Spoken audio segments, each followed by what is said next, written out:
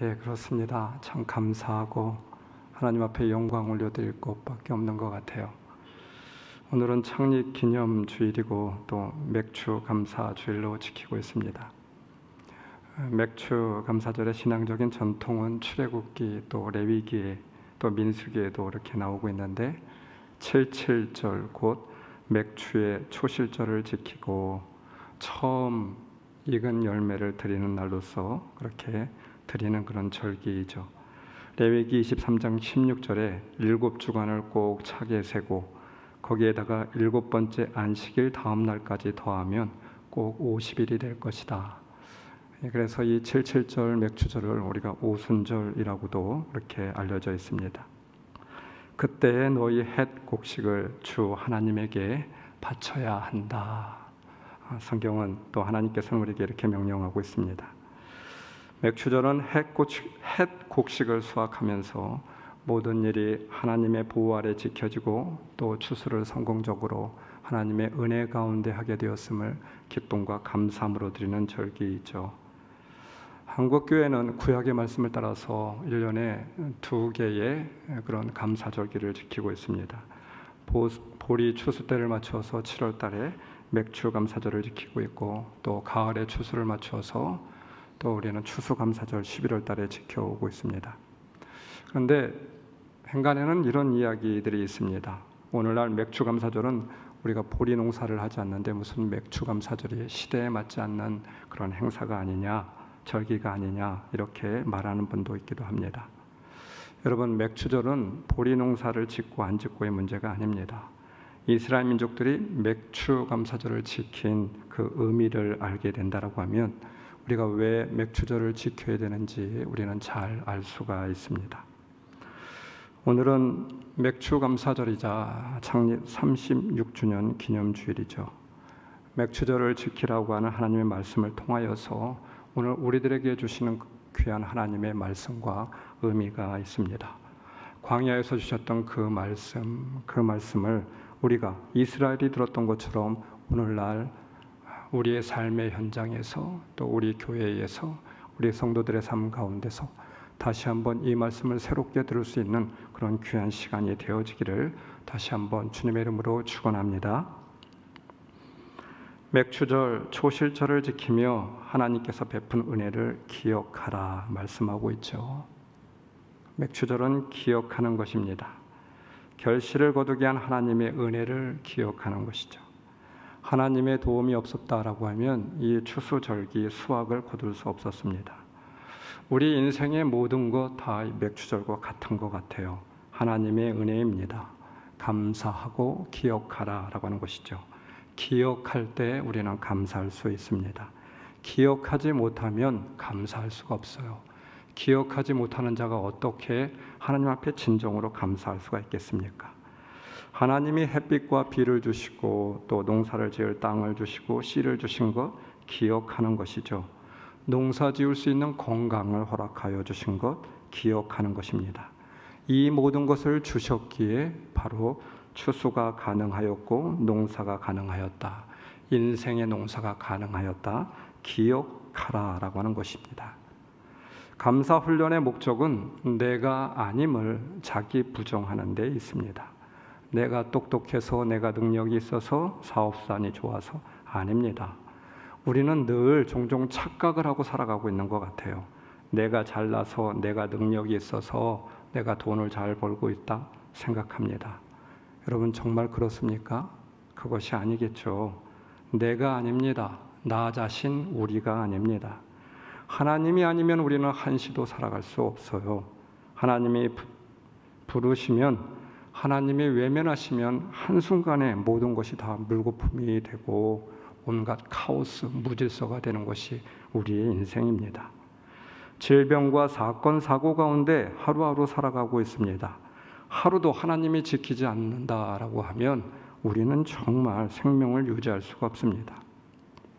많은 사람들이 어려운 일을 당하고 고통스러운 일을 당할 때, 슬픈 일을 당하게 될 때 흔히 질문하는 내용이 있죠. 무엇입니까? 도대체 왜 나입니까? 라고 묻고 있습니다. 아닙니다. 왜 나인가를 묻기에 앞서서 일상의 행복을 누리고 있고 감사는 가는데 감사하고 있는 가운데 왜 나는 아닌가를 우리는 물어야만 됩니다. 이것이 바른 일입니다. 이스라엘 광야의 삶이 우리의 삶이었습니다. 광야는 우리의 인생이라고 할 수가 있겠죠. 주님의 간섭하심이 있기에 먹을 수가 있고 입을 수가 있고 마실 수가 있었습니다. 낮에는 구름 기둥으로 밤에는 불 기둥으로 늘 인도하셨습니다. 주님의 도우심이 없었다라고 하면 한 발자국도 나아갈 수 없었어요. 주님이 전쟁에 개입하시지 않았다라고 하면 우리는 늘 전쟁에 질 수밖에 없었습니다. 적과 꿀이 흐르는 가나안 땅도 거기에 이르기까지 하나님의 섭리하심이 주야로 있었던 것이었죠. 말씀 12절, 당신들은 이집트에서 종살이하던 것을 기억하고 이 모든 규례를 어김없이 잘 지키십시오. 감사절을 지키면서 참 기쁘고 행복한 날인데 왜 종살이하던 것을 기억하라. 하나님께서는 이렇게 명령하고 있습니까? 별 볼 일 없었던 과거, 기억하고 싶고 추억하고 싶지 않았던 그 과거를 기억하라 말하고 있습니다. 이왕이면 좋은 시절 잘 나갈 때 행복한 추억을 기억하는 것이 좋지 않겠습니까? 하나님은 돌아가고 싶지 않고 생각하고 싶지 않고 힘들고 억울했던 이집트 종살이를 기억하라 말씀합니다. 애굽을 기억하는 것이 바로 지킬 수 있기 때문입니다. 오늘을 지킬 수 있는 힘이기 때문이에요. 오늘의 가나안을 살아갈 수 있는 능력이 되기 때문입니다. 여러분 기억하십시오. 신명기 16장 3절, 이집트 땅에서 나올 때에 이를 당신들이 평생토록 기억하게 하려 함이라. 유월절을 지키면서 3대 절기를 지키면서 하나님께서 꼭 말씀하셨던 내용이 있습니다. 기억하라. 애굽을 기억하라. 여러분 심지어 우리는 신명기 말씀을 잘 알고 있죠. 신명기 5장 10계명에 대한 말씀을 너무나도 잘 알고 있습니다. 사람들이 잘못 알고 있는 것이 있어요. 10계명에 대해서만 이야기하고 있습니다. 그런데 10계명을 찾아보게 되면 10계명이 시작할 때 이렇게 말씀하고 있습니다. 신명기 5장 6절, 나는 너희를 이집트 땅 종살이하던 집에서 이끌어낸 주 너희의 하나님이다. 7절 곧 이어 너희는 다른 신들을 섬기지 못한다. 10계명을 하시면서 10계명의 말씀을 처음으로 주시면서 너희는 이집트 땅 종살이하던 집에서 이끌어낸 주 너희의 하나님이다. 이집트 종살이하던 애굽을 기억하라. 10계명은 바로 애굽을 기억하는 일부터 시작하는 것이죠. 10계명의 출발은 기억하라에서부터 출발을 하고 있습니다. 너무 놀랍습니다. 이집트 땅 애굽을 기억하라 이 말입니다. 우리 인간은 망각의 동물이라고 하잖아요. 잘 잊어버립니다. 또 잘 잊어버려야 살 수가 있습니다. 잘 잊는 것도 능력입니다. 여러분 아픈 상처를 계속 간직하고 있다라고 하면 우리가 어떻게 살아갈 수가 있겠어요? 쓴뿌리 아픈 상처 빨리 지워버리고 잊어버리는 것이 좋은 일입니다. 만약 그것을 계속 기억하고 있다라고 하면 하루하루가 지옥 같을 것입니다. 그러나 여러분 기억하지 말아야 될 것도 있지만 꼭 기억하고 살아야 할 것도 있지 않겠습니까? 하나님은 잊지 말아야 할 것, 기억해야 될 일이 있다고 말씀합니다. 우리가 어떤 존재인지를 기억하라, 잊지 말아라 말씀합니다. 왜 우리 인생 가운데 불평불만이 있고 왜 교만해졌습니까? 가만히 생각해 보니까, 말씀을 준비하면서 생각해 보니까 우리가 잊어버렸어요. 내가 지금 잊고 있기 때문입니다. 영적인 애굽을 잊어버렸습니다. 그래서 불평합니다. 어떤 백성이었는지 어떤 존재였는지를 기억하라고 하였습니다.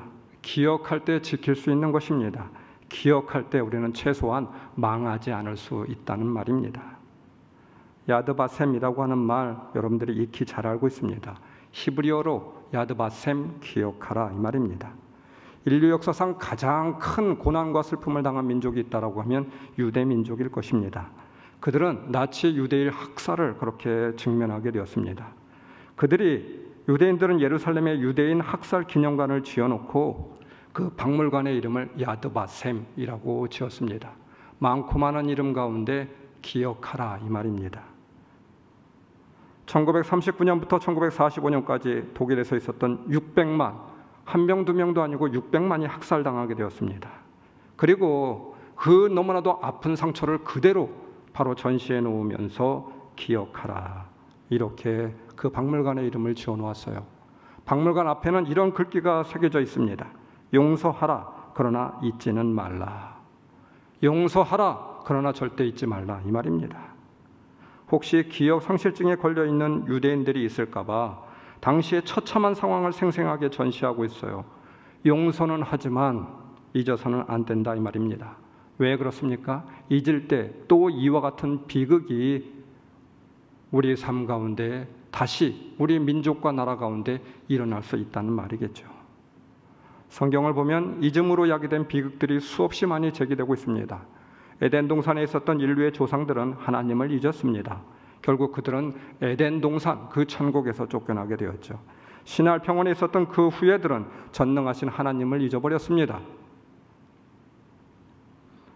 욥의 고백대로 하나님이 불어버리시면 흩어질 수밖에 없다는 사실을 잊어버리고 살고 있었습니다. 그 이후에도 하나님의 백성들은 늘 잊음의 비극 속에서 살아왔습니다. 430년 동안 종살이하던 것을 잊었고, 애굽을 잊어버리게 되었고, 40년 동안의 광야 생활을 잊어버리게 되었고, 70년 동안의 바벨론 포로 생활을 잊어버리게 되었습니다. 잊어버리는데 비극이 있어요. 말씀을 준비하며 어떤 목사님의 참 재미있는 고백을 보게 되었습니다. 대인관계를 깨트리는 가장 큰 독이 있다는 것입니다. 우리가 베푼 것은 늘 잊지 않고 기억하는데 내가 받은 것은 다 금방 잊어버리는 것이 우리 인간이래요. 대학교 1학년 때 그때 성가대에서 봉사를 하고 있었는데 교회의 한 집사님이 주일날에 아마도 급하게 오느라고 헌금을 준비 못한 것 같습니다. 헌금 시간에 헌금을 해야 되는데 지갑을 안 가지고 왔는지 자신에게 1,000원만 빌려달라고 했다고 합니다. 그래서 그때 빌려주게 되었습니다. 그런데 이분이 아직까지도 그 돈을 안 갚으시고 있다고 하는 거예요. 벌써 30년 전의 일입니다. 30년이 지났지만 나는 그날, 그 자리, 그 상황까지 생생하게 기억하고 있다고 하는 것이죠. 지금도 그분만 보면 다른 생각은 안 나고 내가 빌려준 1,000원만 떠오른다라고 하는 말입니다. 웃자고 하는 이야기이지만 빌려준 사람은 37년이 지나도 기억이 생생하고 빌려간 사람은 일주일만 지나도 다 잊어버리는 것이 바로 우리 인간이죠. 혹 여러분들도 빌린 거 있으면 잘 생각해 보시기 바랍니다. 누군가는 똑똑히 기억하고 지금도 있는지 모르겠어요. 부부간의 갈등이 회복되는 비결도 딱 하나입니다. 내가 배우자에게 해준 것은 빨리 잊어버리고 배우자가 나에게 해준 고마운 거 늘 간직하고 기억하는 것이죠. 오래 기억하는 것입니다. 부부가 서로에게 이러한 마음을 갖고 살아가게 된다고 하면 그 가정은 천국이 될 수 있습니다. 고부 간의 갈등도 마찬가지이고 여러분이 직장생활, 사회생활을 하면서도 마찬가지입니다. 시어머니에게 해드린 것은 빨리 잊어버리십시오.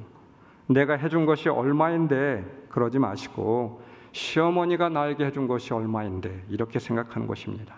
직장 상사가 나에게 해준 것이 얼마인데 내가 해준 것은 빨리 잊어버리고 다른 사람이 나에게 해준 것, 고마운 것 오래도록 기억하는 것이죠. 그러면 우리는 갈등이 해결될 수 있습니다. 문제는 무엇입니까? 잊고 싶은 것은 그렇게 안 잊어버리고 반드시 기억해야 하는 것은 나도 모르게 순식간에 잊어버리고 있다라고 하는 것이죠. 영적으로도 마찬가지입니다. 이스라엘 백성들은 잊어서는 안 될 것이 있었습니다. 그런데 이것을 잊어버렸어요. 모세는 신명기에서 3번의 설교를 하였습니다. 피를 토하는 심정으로 자신은 바로 이스라엘 백성들 때문에, 여러분 모세의 잘못 때문에 가나안 땅에 들어가지 못한 것이 아닙니다. 말씀을 제가 신명기를 통해서 쭉 찾아보게 되니까 놀라운 것을 발견하게 되었습니다. 이스라엘 백성 때문에 모세야 네가 들어가지 못한다 이렇게 말씀하고 있더라고요. 이와 같은 아픔을 갖고 있으면서도 모세는 피를 토하는 심정으로 설교를 하였습니다. 자신은 들어갈 수 없지만 단 하나만 기억하십시오. 그것이 무엇입니까? 하나님께서 당신들을 가나안 땅에 들이실 때 당신들은 애굽을 절대로 잊지 마십시오. 종살이하던 것을 잊지 마십시오. 신명기 8장 12절 당신들이 배불리 먹으며 좋은 집을 짓고 거기에서 살지라도 또 당신들의 소와 양이 번성하고 은과 금이 많아져서 당신들의 재산이 늘어날지라도 혹시라도 교만한 마음이 생겨서 당신들이 이집트 땅 종살이하던 집에서 이끌어내신 주 당신들의 하나님을 잊어버리는 일이 없도록 하십시오. 잊어버리는 일이 없도록 하십시오. 내가 오늘 당신들에게 다짐합니다. 당신들이 주 당신들의 하나님을 참으로 잊어버리고 다른 신들을 따라가서 그들을 섬기며 절한다면 당신들은 반드시 멸망할 것입니다.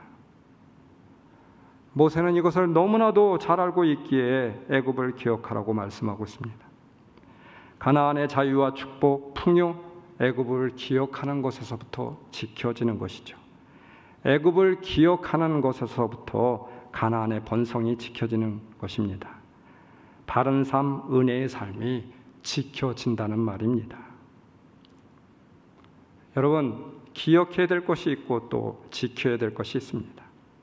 처음에 열매를 드리는 날이 77절이라고 하였습니다. 처음에 열매가 의미하는 것이 있겠죠. 하나님은 비단 첫 열매를 받으시기 위하여 77절 맥주감사절을 지키라고 하는 것이 아닙니다. 초실절 맥주감사절은 첫 열매가 중요한 것이 아니죠. 첫 열매보다 더 중요한 것은 처음 열매가 있게 한 하나님의 은혜, 이것을 잊지 말라, 기억하라, 지키라, 이 말입니다. 말씀 속에서 첫 열매가 의미하는 것이 있습니다. 무엇입니까? 첫 열매는 저에게 말씀을 묵상하면서 저에게 읽혀졌던 것이 있습니다. 바로 처음의 신앙, 처음의 마음이 아닐까 싶습니다. 하나님이 기뻐하는 것은 바로 이 처음의 마음이겠죠. 이 처음의 마음이 지켜지고 기억될 때 우리는 진실 감사할 수 있습니다. 이것이 지켜져야만 됩니다. 모세는 이스라엘이 가나안에 들어갔을 때 그들이 어떠할지를 잘 알고 있었습니다. 그래서 힘주어 강조하고 있는 것입니다. 처음의 마음을 유지하는 것이 좀처럼 쉽지 않고 정말 어려운 일인 것 같아요. 생각해 볼 건데. 그러나 여러분, 반드시 지켜져야만 합니다. 우리의 인생에서도 마찬가지입니다. 처음의 마음이 늘 지켜져야만 됩니다. 바로 이러한 인생이 성공의 인생이죠. 저는 커피를 참 좋아합니다. 그래서 하루에 몇 잔씩 커피를 마시게 됩니다. 커피를 다룬 한 책에서 스타벅스에 대한 그런 이야기를 보게 되었습니다. 하워드 슐츠의 Onward라고 하는 그런 책인데, 이 책 가운데 스타벅스의 그런 이야기, 스토리에 대해서 전해지고 있어요. 1987년도에 스타벅스를 인수를 했고 스타벅스는 세계적인 기업이 되게 되었습니다. 하워드 슐츠라고 하는 사람이 인수하게 되었어요. 빠르게 성장을 하여서 전 세계에 퍼져나가게 되었습니다. 한국에도 수없이 많은 지점이 있고 가장 유명한 커피 브랜드 가운데 하나일 것입니다. 70개국에 수만 개의 매장, 192억 달러, 22조 5천억 원의 연매출을 거두고 있다라고요. 이것은 지난 통계입니다. 아마도 지금은 더 많은 그런 매장이 생겼을 거고 더 많은 매출을 올리고 있는 그런 기업일 것입니다. 그런데 그렇게 잘 나가던 스타벅스가 2007년도에 중대한 위기를 맞게 됩니다. 성장세는 하향세로 돌아가게 되었고 승승장구하던 그런 기업이 문을 닫는 기업이 속출하게 되었습니다. 위기의식을 느낀 하워드는 원인을 찾기 위하여서 연일 회의하고 문제점을 분석하며 위기를 극복하기 위하여서 특단의 조치를 내리게 됩니다. 그 특단의 조치에 관련된 책의 내용이 바로 이 책 가운데 담고 있어요. 스타벅스가 위기를 맞게 된 원인을 분석한 내용은 정말 놀랍습니다. 우리는 어느 순간 꼬꾸라졌다. 행진은 멈추었고 스타벅스는 하향세로 돌아섰다. 2007년의 일이다. 무엇이 문제고 원인이었을까? 우리는 성장에만 집착한 나머지 기업의 핵심 가치를 점점 놓쳐가고 있었다. 하워드 슐츠는 목회자나 사회사업자가 아닙니다. 커피를 팔아서 매출을 올리는 그냥 일반 회사의 CEO입니다. 그런 그가 회사가 겪고 있었던 문제점을 핵심 가치의 부재라고 진단을 하였습니다. 그리고 뭐라고 이야기했는지 아십니까? 사람의 영혼을 감동시키는 스타벅스 정신, 우리가 본질을, 핵심 가치를 잃어버렸다. 여러분, 이것은 교회에서 해야 될 말이 아닌가요? 목회자가 해야 되는 이야기가 아닙니까? 사람의 영혼을 감동시키는 기업이었다. 우리는 이제까지 그와 같은 핵심 가치를 가지고 있었다. 이렇게 말하고 있습니다. 그런데 그 고유의 특징들을 잃어버리게 되었다 이 말입니다. 그의 진단이 너무나도 놀랍지 않습니까? 하워드 슐츠는 스타벅스가 겪게 된 문제들을 이런 안목으로 진단하는데, 그래서 특단의 조치를 내리게 됩니다. 직원들의 재교육 없이 스타벅스의 회복이 없음에 불가능함을 알게 되었습니다. 가장 본질적인 것이죠. 그래서 전국에 있는 7,100개의 점포의 문을 다 동시에 걸어 잠그게 되었습니다. 그리고 전 직원을 대상으로 가장 기초적인 일, 커피 내리는 일을 다시 재교육하게 되었습니다.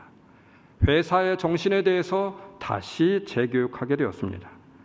여러분, 커피 전문점에 커피를 내리는 사람들은 바리스타 자격증을 취득한 사람들이고 전문가들입니다. 그런데 그들에게 커피는 이것이고, 이 커피는 어떻게 내려야 되고, 이 커피의 온도는 몇 도가 되어야 되고, 이것을 다시 교육하였다라고 하는 말입니다. 이를 위하여서 스타벅스는 600만 불의 손해를 봤다고 합니다. 그렇게 막대한 손해를 감수하고 전 직원 재교육이라고 하는 특단의 조치를 취한 끝에 스타벅스는 그때부터 다시 회복하기 시작하였고, 3년 뒤인 2010년에는 창업 40년 만에 연매출 100억 달러를 달성하게 되었다라고 하는 말입니다. 지금까지 승승장구하는 기업이 된 핵심 가치가 바로 여기에 있습니다. 핵심 가치를 붙들어야만 됩니다. 하워드 슐츠는 이런 고백을 하고 있어요. 자신은 뉴욕의 브루클린, 바로 할렘과 빈민가의 반지하 단칸방에서 그렇게 태어났다고 합니다. 너무나도 가난하였습니다. 아버지는 7살 때 트럭 운전사였는데 사고를 당하여서 파산을 당하게 되었고 집이 쫄딱 망하게 되었습니다. 그 뒤로 너무나도 힘든 세월을 갖게 되죠. 간신히 대학을 나오게 되었습니다. 그런 그가 너무나도 큰 성공을 이루게 되었죠. 그가 세운 계획이 있습니다. 스타벅스는 앞으로 10,000명의 군 제대를 한 그런 사람들에게, 국가에 공을 세운 사람들에게, 그런 사람들을 채용하여서 그렇게 기업을 운영해 나갈 것이다. 스타벅스는 10,000명의 싱글맘을 고용할 것이다. 스타벅스는 16세에서 24세의 젊은 청년들 10,000명을 고용할 것이다. 이렇게 이야기하고 있어요. 여러분, 무슨 말입니까? 사람의 영혼을 감동시키는 기업, 커피 가게가 커피 제대로 내려서 제대로 된 커피를 팔자. 처음의 자리, 처음의 마음, 바로 그것을 잊지 않겠다라고 하는 고백이 아닐까요? 이것이 바로 성공의 시작이라고 하는 것입니다. 회사의 성공은 부흥이 되어서 매출이 많아져서가 아닙니다. 교회도, 우리의 신앙도 마찬가지라고 믿습니다. 하나님이 보시는 것은 겉으로 드러난 것을 보시는 것이 아닙니다. 외적인 상태를 보시는 하나님은 결단코 아니죠. 내면의 상태를 보시고 있습니다. 미국 사회에 지대한 영향을 끼치고 있는 메가더 목사님은 힘든 일은 교회가 부흥된 이후에 시작된다라고 말하고 있어요. 무슨 말입니까? 안주할 때, 이제는 됐다고 생각할 때, 처음 마음을 잃어버리게 되었을 때, 그때가 가장 큰 위기라고 하는 말입니다.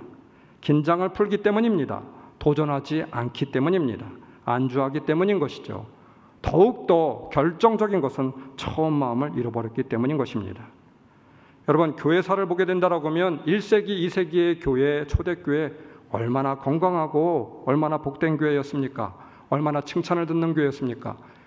근데 그때가 바로 교회사에 있어서 가장 혹독한 핍박의 시기였고 박해의 시기였습니다. 수없이 많은 사람들이 죽었습니다. 수백만 명의 사람들이 죽어나갔습니다. 원형 경기장에서 사자밥이 되었습니다. 카타콤의 공동묘지가 바로 이때 세워지게 되었습니다.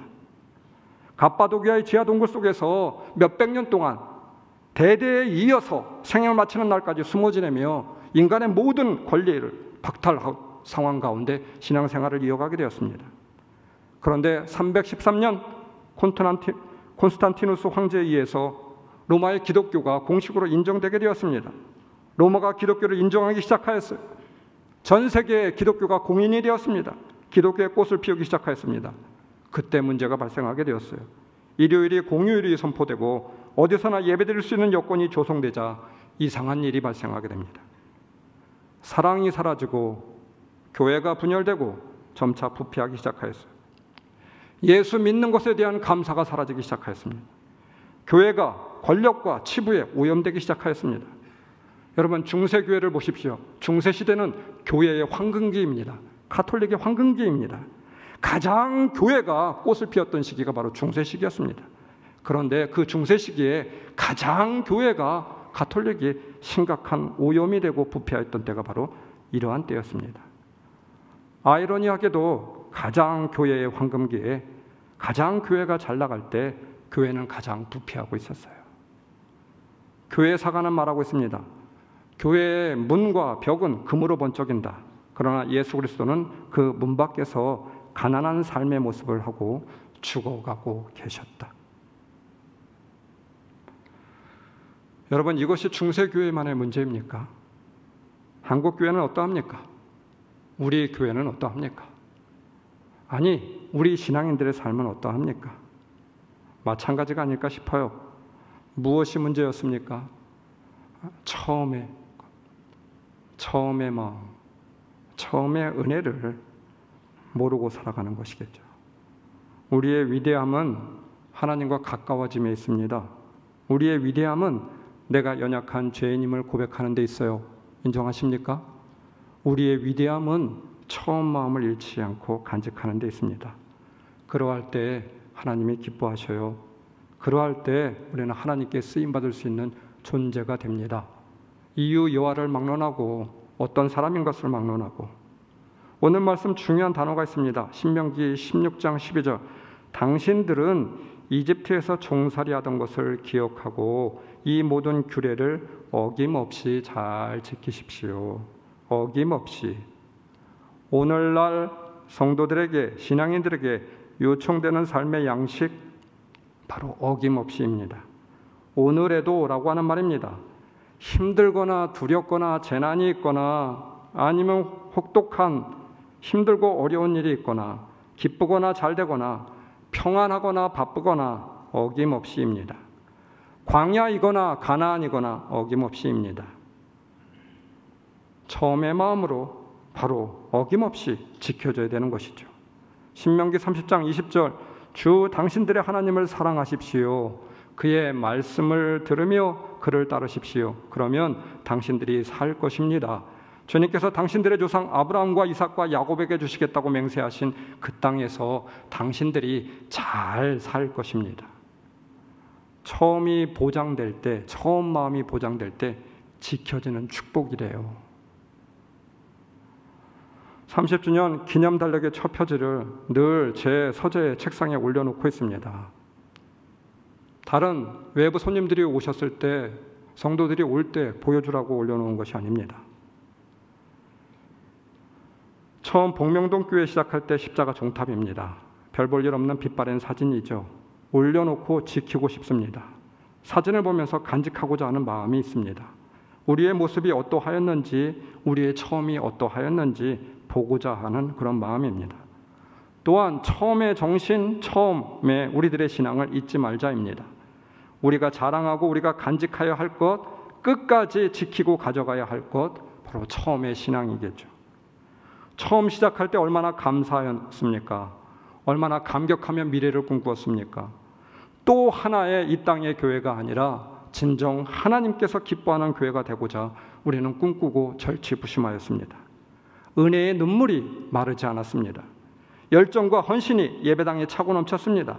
그 신앙, 그 처음의 마음을 복원하고 싶은 마음입니다. 목사님과 성도들의 그 뜨거운 신앙과 열정이 사진에 오롯이 그렇게 배어 있습니다. 십자가 종탑만 나와 있지만 보이지 않는 것들이 바로 그 사진에 묻어 있습니다. 출애굽기 29장 30절. 하나님은 아론의 아들 가운데서 그의 제사장직을 이어받고 회막에 들어가서 성소에서 예배를 드릴 사람은 이래 동안 이 옷을 입어야 한다 말하고 있습니다. 아론의 옷입니다. 이스라엘의 초대 제사장이 입었던 제사장의 옷, 그 옷은 청색, 자색, 홍색, 금실로 짜여진 마치 왕의 옷처럼 화려한 옷이었습니다. 아론이 죽고 제사장이 될 사람, 제사장직을 계승할 사람, 하나님께서 계승자로 지명한 사람, 아론의 성의를 입고 7일 동안 성소에서 지키라 명령하고 있습니다. 그 이유가 무엇이었습니까? 옷이 엄청나게 좋아서 그 그 옷을 입어보고 뽐내라라고 하는 말이겠습니까? 그 옷이 값비싸기 때문에 제사장직의 옷이니까 한번 입어보라고 하는 것입니까? 아닙니다. 아론의 흔적, 아론의 채취가 묻어있는, 아론의 신앙이 묻어있는 그 신앙을 너도 입어보라, 이 말이 아니겠습니까? 아론이 제사장으로 하나님과 사람을 향하여 책임을 다하였던 그 아름답고 거룩한 신앙의 삶을 생각하며 본받으라고 하는 의미겠죠. 그 아론의 신앙의 흔적을 마음에 담으라 라고 하는 말입니다. 우리가 오늘 다시 옷 입어야 할 것이 있습니다. 창립 기념주일에 옷 입고 싶습니다. 우리 교회의 처음의 모습, 그 속에 담겨있는 보이지 않지만 숨겨져 있는 목회자와 성도들의 처음의 신앙과 열정을 우리는 옷 입고 싶습니다. 이것이 계승되어야만 됩니다. 우리는 새로 옷 입어야만 됩니다. 처음의 마음, 그 은혜를 간직하고 산다면 그것으로 족합니다. 다른 뭐 필요가 없습니다.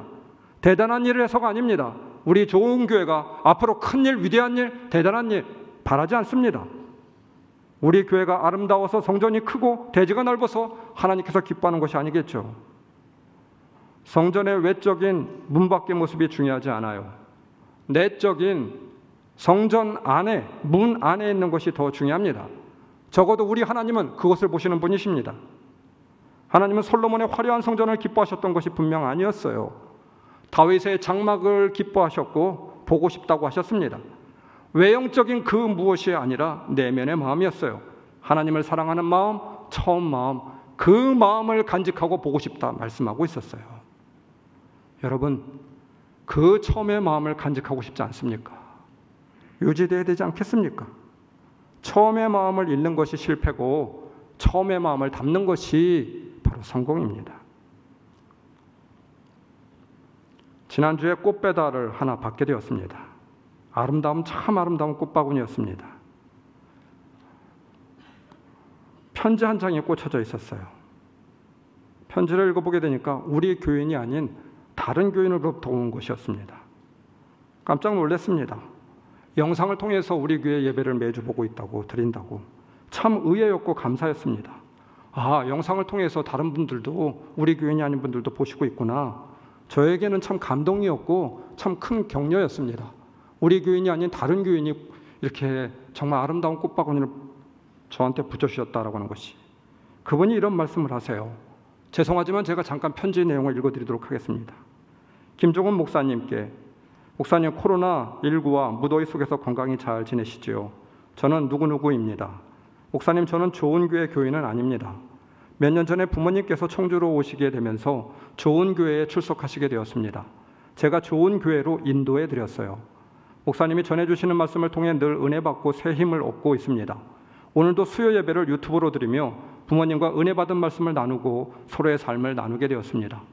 그러던 중에 말씀을 전하시는 목사님 모습 속에서 예수 그리스도의 향기가 느껴졌습니다.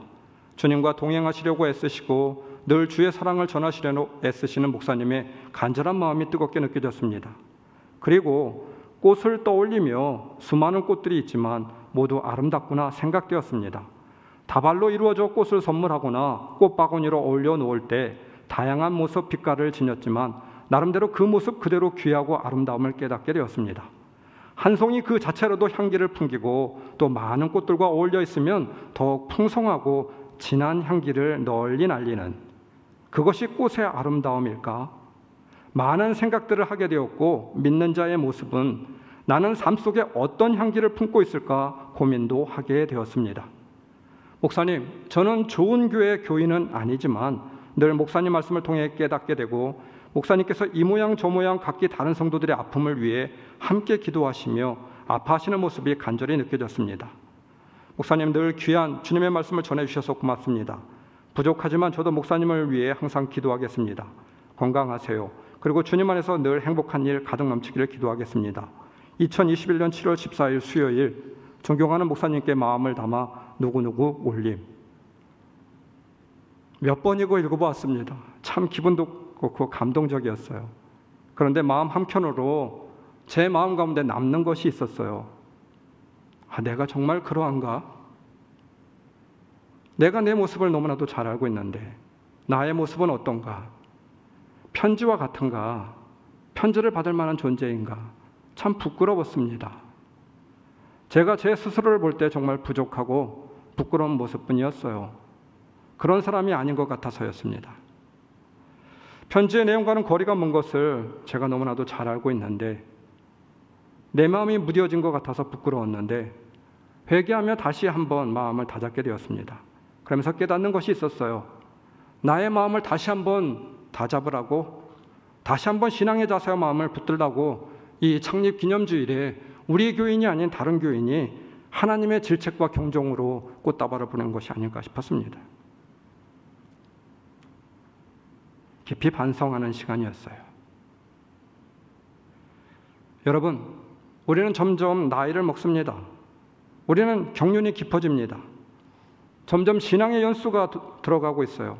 그런데 거기에 발맞추어서 우리의 신앙도 성숙해지는 것이 아니라 점점 처음의 모습이 퇴색되어 가고 있는데 안타까움이 있지 않습니까? 여러분의 신앙, 여러분의 모습은 어떠합니까? 더 성숙함이 아니라 더욱더 단단해지고 더욱더 달고 달아지고 더욱더 무뎌지는데 아픔이 있지 않나요? 무엇보다도 변하지 말아야 할 것은 처음 마음, 처음 은혜, 처음 신앙이 되어야 되는데 그것을 잃어버리고 있는 것이 우리의 안타까움입니다. 처음의 신앙으로 오늘을 살아가야죠. 여기로부터 시작하고 싶습니다. 여러분과 다시 시작하고 싶습니다. 지금은 다시 시작해야 될 때입니다. 그렇지 않습니까? 처음으로 돌아가야 될 때입니다. 우리 교회가 다른 많은 일, 위대한 일을 하는 것이 아니라 처음의 모습으로 돌아가야 될 때라고 믿습니다. 지금은 어느덧 안주할 때가 아니라 다시 돌아가야 될 때이죠.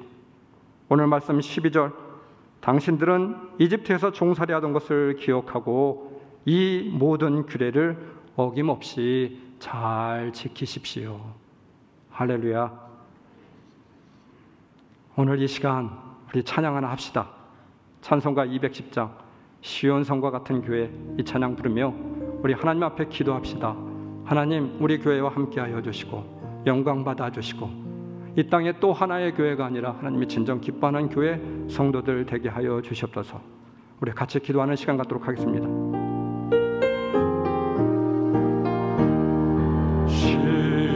시온성과 같은 교회, 그의 영광 한없다.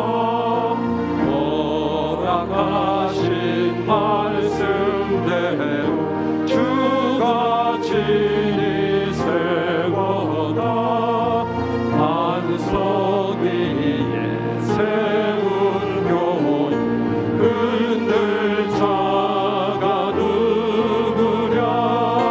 모든 원수의 워싸도 아무 근심 없도다. 생명샘이 솟아나와 모든 성도 마시니